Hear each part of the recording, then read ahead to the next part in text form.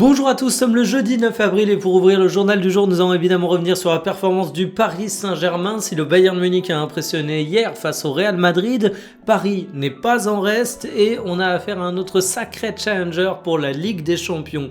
On parlera également de l'autre rencontre de la soirée, à savoir celle entre le FC Barcelone et l'Atlético Madrid. On parlera du nouveau logo de l'Olympique de Marseille qui a été officialisé et qui est conforme aux fuites, bien évidemment, de l'avenir de Darwin Núñez et de celui d'Ansu Fati. Installez-vous confortablement et bienvenue pour le journal du jour. Ce PSG est une merveille collective, victoire 2-0 face à Liverpool et évidemment le Paris Saint-Germain compte des individualités absolument majeures, des joueurs de grand talent, des mecs qui sont capables de te retourner un match à eux seuls, mais finalement face aux Reds qui étaient en souffrance au cours de cette rencontre, moi ce qui m'a marqué c'est à quel point le PSG joue désormais comme une équipe. On l'a beaucoup dit avec l'arrivée de Luis Enrique, la transformation qu'il a fait et le fait qu'on est très très loin de l'époque où on avait Messi, où on avait Neymar, où on avait Mbappé. Mais alors, peu de matchs me l'ont fait sentir autant que celui-ci. Voici les compos qui étaient alignés pour ce 2-0 au Parc des Princes. Question de sortir quelques noms, des individualités. Malgré tout, Kvara, définitivement l'homme des grands soirs. Toujours capable de très belles actions, d'actions de grande classe. Toujours ultra volontaire dans les tâches défensives. Et puis j'ai envie de parler de Zahir Emery également. C'est un de mes chouchous, vous le savez peut-être, mais je trouve que c'est un joueur qui a été ultra mobile, autant présent à gauche qu'à droite. Je trouve que c'est un joueur qui a une dimension physique exceptionnelle. Il est en très très grande forme. Alors on peut toujours chipoter sur quelques manqués au cours de sa rencontre, bien évidemment, mais il a vraiment mieux à offrir qu'un simple statut de remplaçant et il l'a prouvé au cours de cette rencontre. Mais finalement, le succès du Paris Saint-Germain, pour moi, c'est avant tout celui d'une équipe. Le pressing parisien, il faut en parler. C'est incroyablement bien coordonné. On a tendance à oublier qu'un bon pressing, c'est pas juste une capacité physique à avaler les kilomètres tout au long de la rencontre. C'est pas qu'une capacité à faire accepter ses efforts à ses attaquants. C'est aussi la capacité à agir comme un seul homme pour pas te découvrir derrière. Parce qu'un pressing mal coordonné, c'est un suicide collectif. Pour dire les choses franchement, tu t'exposes à des contres absolument assassins. C'est une équipe qui se connaît très bien, et en face, Liverpool, c'était tout l'inverse. Alors déjà, Arne Slot, qui est définitivement perdu pour le football, faudra que j'en parle, un de ces quatre, que je fasse un gros point sur à quel point il a l'air de plus être le maître à bord. Il nous a tenté un petit coup tactique avec une configuration différente d'à l'habitude, ça n'a pas fonctionné. Van Dijk a toujours l'air d'avoir 5000 ans, et puis Hugo Ekitike disait qu'il n'avait pas peur de revenir dans son ancien club. Ouais, finalement, il a touché 33 ballons, il a loupé une passe sur deux. Il y a des choses intéressantes, mais on est quand même très très loin de ce qu'est censé faire un attaquant de Liverpool. Mais de toute façon, c'était un peu le cas pour toute l'équipe. Sur les statistiques, il y a un monde d'écart. 35 buts attendus à 0,17. Liverpool s'est complètement fait neutraliser. La machine du PSG est implacable et le pire, c'est que je trouve qu'il y a plein de joueurs parisiens qui auraient pu sortir un encore meilleur match. C'est vous dire le potentiel de cette équipe. Ils sont pas champions d'Europe pour rien, évidemment. Le classique de l'Atlético Madrid, tu n'as que 5 tirs, le Barça en a 18, mais c'est pas grave, tu t'en sors avec une victoire 2-0, les colchoneros sont habitués à ça. Alors évidemment, on est ici sur une situation un peu différente d'à l'habitude, puisque t'as le Barça qui a été réduit à 10 au bout de grosso modo une mi-temps à cause de l'expulsion de Cubarsí, t'as un Atlético que j'ai quand même trouvé un petit peu moins impérial que d'habitude dans le domaine défensif, même s'ils ont pris aucun but. Et je m'interroge sur le match au retour, mais en tout cas, Simeone, c'est toujours un poison pour les équipes qui l'affrontent en Champions League. Voici les compos qui étaient alignés, 2-0 pour Atlético, donc saluons les prestations d'Alvarez, de Rashford et de Yamal. Et oui, je suis d'accord, c'est une dinguerie que je vous sorte 3 offensives dans un match qui a été aussi fermé, mais finalement, je trouve quand même que les joueurs que je vous cite font une très belle rencontre et que c'est pas parce qu'un attaquant va pas mettre 40 buts au cours d'un match qui fait pour autant un match raté. En termes de physionomie de la rencontre, je vais vous montrer une carte, la carte des passes. Alors, à gauche c'est le Barça, à droite c'est Atlético, et vous vous rendez compte que 35% des passes du match se font dans leur tiers contre seulement 16% dans le tiers du Barça. C'est un comble alors que tu étais en supériorité numérique, mais on peut critiquer l'Atlético, reste que t'as un coup franc absolument magnifique de Alvarez, t'as Sorloth qui a un tir, un but, et ça te donne une prestation où finalement tu t'en sors avec 2 buts d'avance, qui est quand même assez significatif. Alors ça n'a pas été un match spectaculaire, les statistiques montrent qu'il y a peu de buts attendus des deux côtés. On a un duel Atlético-Arsenal qui pourrait se dessiner et qui a une sacrée gueule de match fermé, mais en attendant, il faut pas vendre la peau du Barça trop tôt parce qu'ils sont capables de revenir même avec du retard. On l'avait vu il n'y a pas si longtemps que ça en Espagne, même si au final le Barça n'avait pas réussi à continuer l'aventure, mais là c'est que 2 petits buts qu'il faut remonter. C'est beaucoup sur le papier, mais clairement pas suffisant pour crier victoire chez les Colchoneros. Unpopular opinion sur le nouveau logo de l'Olympique de Marseille. Beaucoup de gens le critiquent aujourd'hui, mais le défendront dans quelques années. Et finalement, si on écoutait les supporters, on changerait absolument jamais les blasons des clubs. Il y a toujours une levée de bouclier quand il y a de la nouveauté, et je pense qu'ici c'est le cas. Alors qu'on soit clair, je défends pas aveuglément ce logo. Il y a des blasons qu'on a vus en proposition que je trouvais plus réussis, mais on est quand même sur quelque chose qui respecte un minimum l'identité de l'Olympique de Marseille.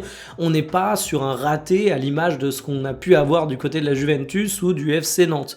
C'est typiquement le genre de blason qui va prendre tout son sens quand on le verra porter sur les maillots, quand on aura l'habitude de le voir encore, et finalement, je pense qu'il fera son petit bonhomme de chemin et que s'il mettra jamais tout le monde d'accord, parce qu'absolument aucun blason parvient à faire cet exploit, eh bien il arrivera quand même à s'imposer dans le paysage comme un relooking de logo qui n'est peut-être pas exceptionnel, mais qui n'est pas totalement raté. Alors il y a un point qui a fait polémique, c'est l'absence sur la communication de l'Olympique de Marseille de l'étoile et du droit au but, mais là-dessus on a eu une communication très claire. Ce sera de retour sur les maillots, en fait c'est plus pour l'utilisation logo, réseaux sociaux. On peut également imaginer dans les classements de Ligue 1 par exemple, où tu as vraiment une représentation très petite, il y a une volonté de faire un truc un peu plus minimaliste. Alors c'est pas du minimalisme pourri comme la Juve, donc moi je l'accepte. C'est pas franchement ce que j'ai préféré en termes de blason pour l'Olympique de Marseille. J'ai vu des propositions plus convaincantes, je le redis, mais je pense qu'on est quand même pas sur une catastrophe et qui finira par conquérir les cœurs. Il y a des rumeurs Darwin Núñez à la Juve, alors j'ai joué à un jeu, j'ai fait un petit tweet pour savoir ce qu'en pensaient les supporters de la Juve, et là on a eu un peu 3 catégories de supporters. La première, je vous l'illustre avec ce tweet, c'est les supporters qui sont en dépression totale. Ensuite on a ceux où la dépression se transforme paradoxalement en optimisme, et on a enfin la team de l'optimisme lié à la Serie A. Alors faut rappeler un truc, c'est que petit 1, le marché des numéros 9 est extrêmement compliqué. Petit 2, la Juventus n'a plus l'attrait d'antan. Petit 3, les finances de la vieille dame ne sont pas extensibles. Et petit 4, t'es actuellement 5e de Serie A, ce qui veut dire que t'as encore de belles chances de décrocher la Ligue des Champions pour l'année prochaine, mais qu'il faut pas considérer que la C1 est acquise. Finalement, c'est pas pour rien que la Juventus a été sur Openda et Jonathan David, de bons attaquants, malgré leur échec en Italie, mais qui sont des joueurs que je qualifierais plutôt de chapeau 3 que de chapeau 2 ou chapeau 1. C'est parce que la Juve ne peut pas se permettre d'aller chercher l'attaquant qui ferait rêver absolument tous ses supporters. Et finalement, Darwin Núñez, c'est pas un profil que je trouve incroyablement incompatible avec la Juve. On connaît tous ses limites, on sait tous que c'est pas un technicien exceptionnel. Moi, à l'époque, quand je l'ai vu débarquer à Liverpool, je me disais qu'il y avait des chances qu'il réussisse, mais qu'il y avait quand même une sacrée limite. Mais est-ce que ça, c'est rédhibitoire à la Juve ? Je pense pas. Est-ce que c'est une piste totalement inintéressante ? Je pense pas. C'est pas celle qui me fait le plus rêver, c'est pas celle où je me dis que les recruteurs de la Juve sont extrêmement inspirés, j'ai des gros doutes sur le salaire du joueur s'il arrive, mais j'attends de voir. En tout cas, le retour à la réalité sur les ambitions de la Juve, il fait mal.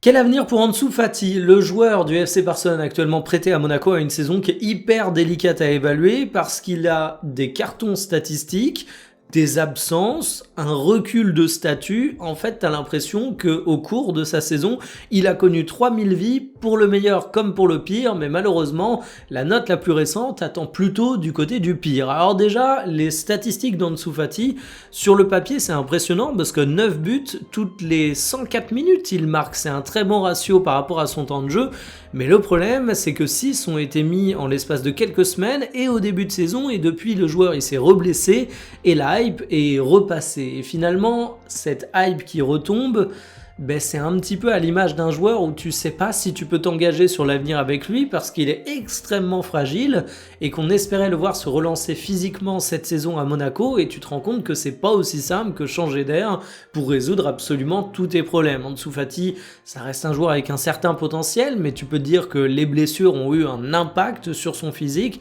Il y a une option d'achat pour l'AS Monaco qui est à 11 millions d'euros.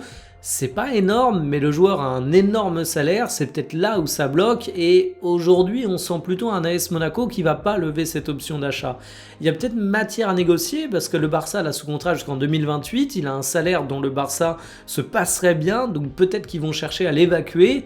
En tout cas, l'avenir du joueur n'a jamais semblé aussi indécis. On est sur un joueur qui reste extrêmement jeune, qui a une bonne décennie de football devant lui, mais qui aujourd'hui apparaît comme dramatiquement loin des espoirs qui étaient placés sur lui il y a de ça finalement pas si longtemps.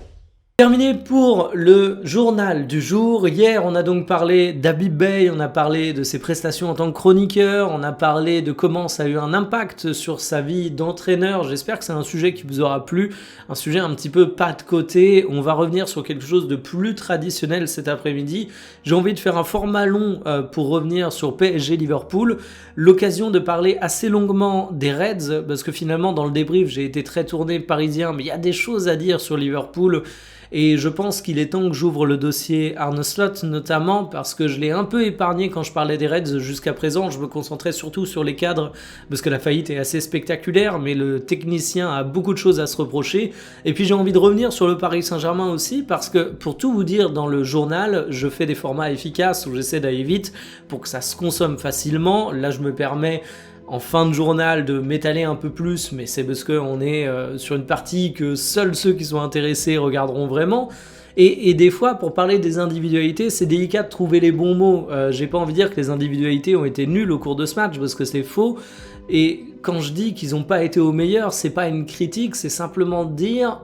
Il y a quand même des choses à redire dans les matchs et ça demande un petit peu de nuance pour vraiment juger avec pertinence des prestations individuelles de chaque joueur. Je pouvais pas le faire au cours du journal, donc ça va être l'occasion dans la vidéo de cet après-midi de revenir au cas par cas sur les joueurs, parce que pour pas mal d'éléments, je trouve en fait que le match est assez représentatif de ce qu'on peut apprécier, mais également reprocher à ces joueurs, le tout dans une formule collective qui sublime tout ça encore une fois. Bref, c'est très long, je vous dis donc à cet après-midi, kiffez bien votre journée, salut!